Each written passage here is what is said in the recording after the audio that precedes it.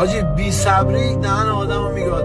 حاجی من اومدم آمریکا هفته $300 درآمد من بود. هفته $300. ما اومدیم آمریکا با $1800. روزی که آقای آرش اومد ما رو سوار کرد دم فرودگاه 10 سال پیش $1800 پول تو جیب من بود. $1800 هم حاجی ما پولدار بودیم، پولو به کیر دادیم دیگه، آخر سر چی نداشتیم.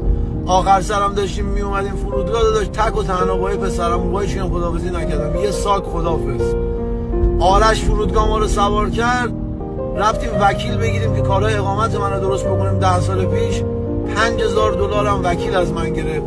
داداش $5000 هم آقا آرش داد.